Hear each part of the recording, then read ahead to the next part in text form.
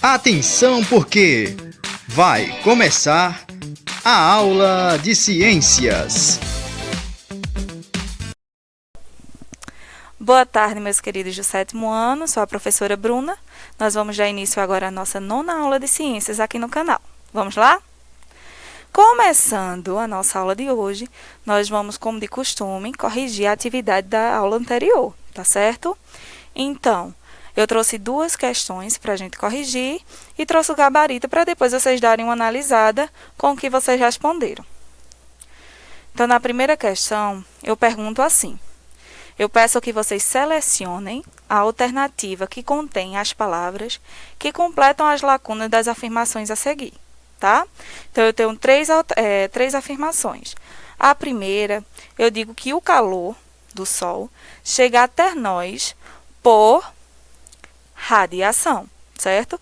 O calor do Sol, ele é emanado para a Terra através da radiação. Não tem contato e não tem convecção, tá bem?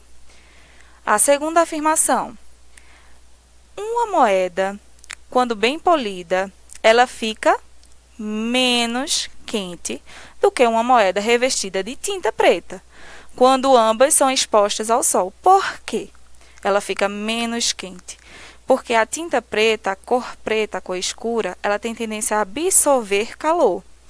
Então, a tinta preta ela vai ficar mais quente. No caso, a moeda vai ficar mais quente. E a moedinha que foi bem polida, ela vai ficar o quê? Clara. Logo, ela vai absorver menos calor, tá? A terceira afirmação: numa barra metálica aquecida na extremidade, ou seja, ela tem uma chama na sua extremidade sendo aquecida, a propagação de calor se dá para a outra extremidade da barra através de condução, certo? Então, a alternativa correta é a letra C. Terceira questão. Eu pedi para que vocês imaginassem uma barra de ferro que recebe ou perde calor, e esse calor que a barra ganhou ou perdeu é denominado de calor sensível. O calor sensível nada mais é do que a propriedade de receber ou perder o calor, tá? Não vai alterar aquela barra, apenas a temperatura nela. Então, tá aí o gabarito, para que depois vocês deem uma olhadinha, caso vocês não tenham corrigido com o professor da escola, tá? E vamos adentrar agora no nosso assunto da aula de hoje. O assunto é sobre impactos ambientais e catástrofes naturais. Já vemos aí o planeta Terra sofrendo, né, com essas catástrofes, esses impactos. Começando a nossa aula, eu vou perguntar a vocês, quando vocês escutam a expressão meio ambiente, o que é que vocês imaginam? O que é que vem à mente de vocês? Vamos lá? Pensa aí um pouquinho. Eu penso em quê, meu Deus, quando eu vejo meio ambiente, palavra meio ambiente, o que é que me vem à mente? Eu fiz uma pergunta ao Google, né? E ele me deu essas imagens. Então, muito verde, o planeta Terra sempre verdinho, né? Terra, luz, animais. Foi isso que veio à mente de você? Foi isso que vocês pensaram? Gente, quando a gente pensa em meio ambiente, a gente sempre imagina essa imagem, essa primeira imagem, né? Meio ambiente natural. É sempre a imagem que vem à nossa mente. Porém, o meio ambiente ele também pode ser modificado, como na segunda imagem. Vocês veem prédios, avenidas. Então, o conceito de meio ambiente, ele envolve todas as coisas vivas e não vivas que ocorrem na Terra, ou em alguma região dela, que vão afetar o ecossistema e a vida dos humanos. Então, o meio ambiente ele pode ter diversos conceitos que são identificados por seus componentes. Então, vejam aí a palavra em destaque, ecossistema. E o que é o ecossistema? O ecossistema é um conjunto de organismos que vivem em um determinado local e interagem entre si, e com o meio onde eles estão também. Então, ali eles vão formar um sistema estável. Cada ecossistema ele é formado por várias populações de espécies diferentes e ele é constituído, assim, uma comunidade. Então, a população, as várias espécies juntas formam uma comunidade. Vejam aí nessa imagem. Nós temos aí na imagem seres bióticos e abióticos. Lembram lá da nossa aula? Então, os bióticos são aqueles que contêm vida. E os abióticos, os que não têm vida, tá? Então, nós temos seres bióticos. O canguru, o pássaro voando lá atrás, as bactérias, as algas no fundo do mar, tá? As plantas. E seres abióticos, o que é que vocês veem aí? A água, isso mesmo. A água, a luz, as rochas. Então, os seres bióticos e os abióticos, eles vão ter uma interação e formar um sistema estável. Com isso, nós temos o ecossistema. E o ecossistema, ele é diverso, tá? Então, o ecossistema, ele tem características semelhantes. Alguns ecossistemas, né, eles têm características semelhantes, que caracteriza o bioma. Então, os biomas são caracterizados por ecossistemas que juntam com características semelhantes, né? Por exemplo, o bioma caatinga da nossa região, ele vai ter vegetação, solo semelhante. Por isso, aquele tipo de bioma é encontrado apenas nesta região e é denominado bioma caatinga. Continuando com a diversidade no nosso ecossistema, nós vamos encontrar os ecossistemas marinhos, formados por mares e oceanos, no caso denominado talassociclo. E nós vamos ter o ecossistema de água doce, os rios, os lagos, denominados liminociclos. E nós também vamos ter os ecossistemas terrestres, que são denominados epinociclos, tá, minha gente? Então, há uma grande quantidade de ecossistema. Pode ser grandão, né, como os biomas, pode ser um ecossistema menor, como a questão desses rios, desses oceanos, que estão dentro dos biomas, e pode também ser como o jardim da sua casa, que também é caracterizado como um ecossistema. Se esse ecossistema for estável, tiver um sistema estável, nós vamos ter uma biodiversidade. E o que significa essa biodiversidade? Bio é vida, então nós vamos ter uma diversidade de vida, certo? Então, a palavra biodiversidade significa a variedade de vida e engloba a riqueza das espécies, dos genes que contém e dos ecossistemas que constituem o meio ambiente, tá bom? Então, nós vimos que o meio ambiente, ele tem ecossistemas, né? Esses ecossistemas, esse conjunto de ecossistemas formam os meus biomas e nós temos também a biodiversidade dentro do ecossistema. Mas quais as causas e as consequências da modificação sofrida pelo meio ambiente, né? Das alterações sofridas pelo meio ambiente? Então, nós temos como causas naturais. As causas, elas podem ser naturais e elas também podem ser antropogênicas. E o que é isso? As causas causadas pelo homem, as ações realizadas pelo homem são as causas antropogênicas, tá bem? E o que é que nós temos com as causas? As consequências, né? Do que vai acarretar essas causas. Então, nós temos catástrofes ambientais e impactos ambientais. Vamos lá? Quando nós falamos sobre catástrofes ambientais, nós estamos falando de fenômenos que fazem parte da natureza do planeta. Quando eles ocorrem, podem trazer consequências catastróficas para o ser humano e os demais seres vivos. Então, nós estamos vendo aí tornados, vulcões, furacões, terremotos, e agora a gente vai falar um pouquinho sobre eles, tá? Terremoto. O que são os terremotos? O terremoto é um tipo de tremor abrupto e intenso que vai ocorrer na superfície terrestre graças aos fenômenos geológicos que ocorrem na litosfera, certo? A litosfera é uma casca que ela não é uniforme, tá certo, minha gente? Ela tem umas alterações. Essas alterações são denominadas placas tectônicas. Vejam aí nessa imagem do mapa ao lado, vejam esses filamentos brancos, são a distribuição das placas tectônicas na nossa Terra. Então, essas placas tectônicas, elas ficam meio que boiando sobre o magma, certo?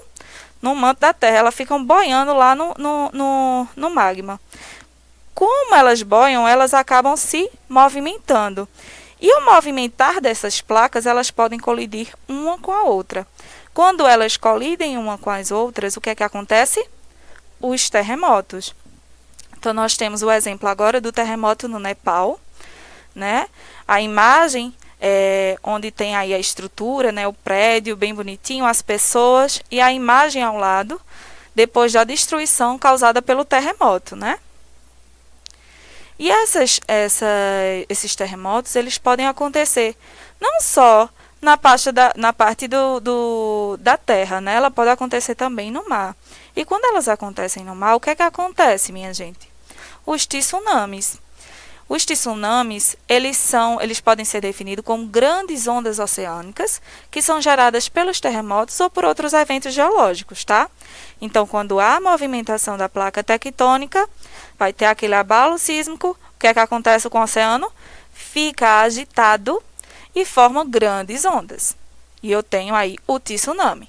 Um exemplo de tsunami é o tsunami da Indonésia. Vejam aí na imagem a grande quantidade de onda, uma onda enorme que devastou a região da Indonésia, adentrando dentro das cidades.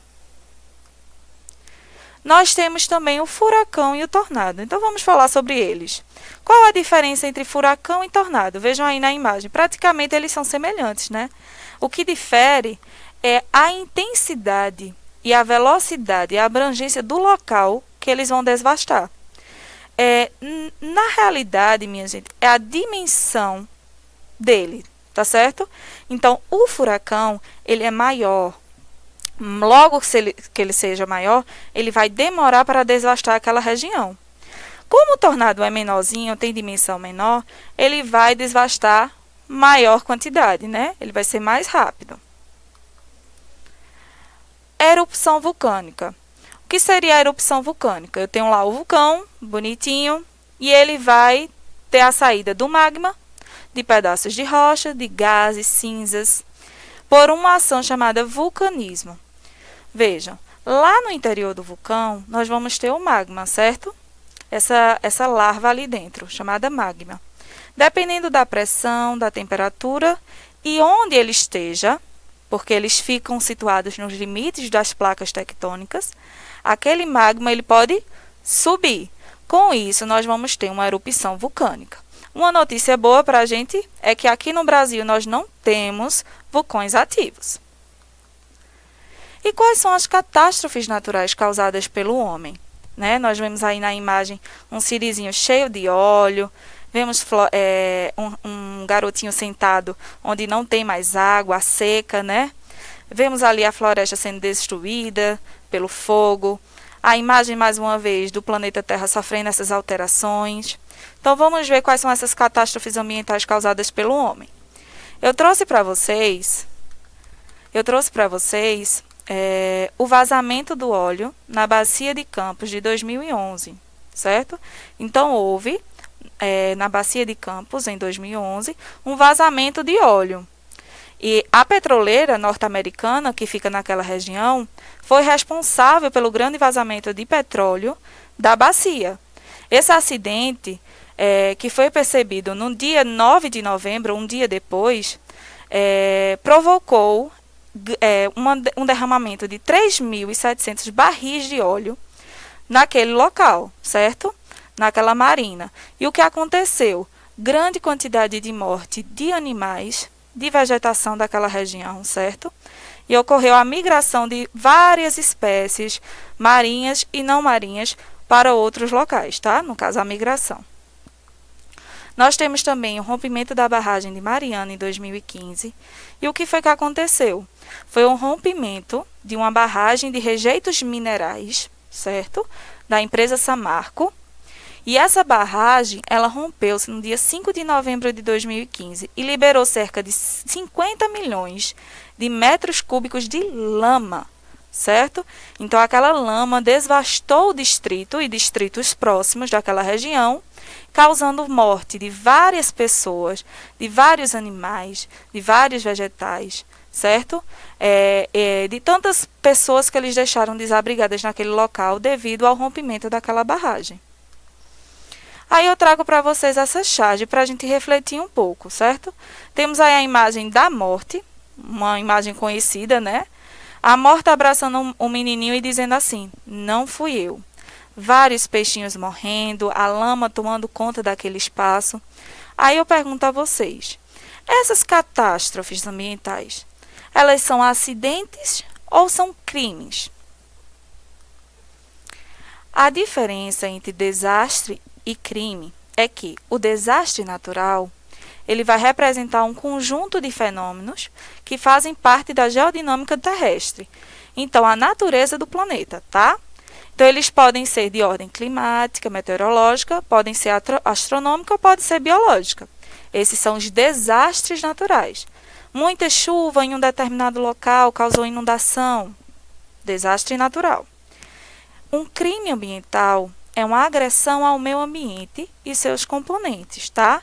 Então, existe uma lei, que é a Lei 9.605, onde existem diversas ações que causam danos significativos e podem resultar danos à saúde ou provocar mortandade de vários animais e a destruição da flora, tá?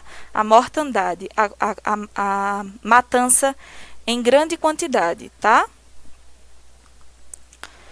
Então, outra charge, né? Aí eu pergunto a vocês, quais os impactos ambientais que são causados pelos desastres?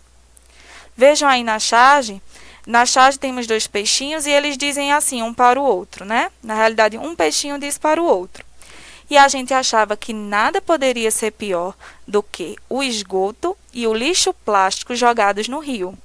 Aí vem aquela grande quantidade de resíduos de lama tomando conta daquele rio e, por consequência, matando aqueles peixinhos. Então, minha gente, quais são esses impactos causados pelos desastres?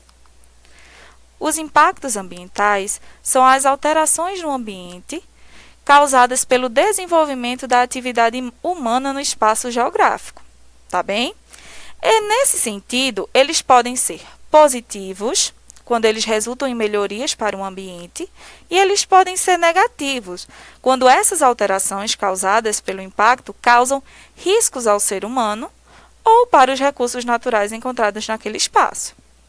Então, eu trago aí, em vermelho, os pontos negativos dos impactos e, em verde, os pontos positivos dos impactos, tá? Então, nós temos como pontos negativos a diminuição dos mananciais, a extinção das espécies, como enchentes e inundações, erosões do solo, poluição da água, do ar e do solo, como foi lá na barragem de Mariana, mudanças climáticas, destruição da camada de ozônio, destruição dos habitats. Lembra lá da bacia do derramamento dos óleos? Também no caso de Mariana. Então, nós temos pontos positivos dos impactos ambientais, como economia de água, diminuição do consumo exagerado de energia, separação do lixo orgânico reciclável, diminuição do uso de automóveis, não jogar o lixo nas ruas. Então, esses são impactos positivos para o meio ambiente, tá? Então, nós sabemos que os impactos eles podem ser positivos e negativos, tá bom? Então, minha gente, eu espero que vocês tenham gostado da nossa aula de hoje. Dê uma olhadinha na referência, olhem lá as imagens, olhem os sites onde eu tirei a nossa aula de hoje, aprofundem mais no assunto, tá? Um beijão e até a próxima!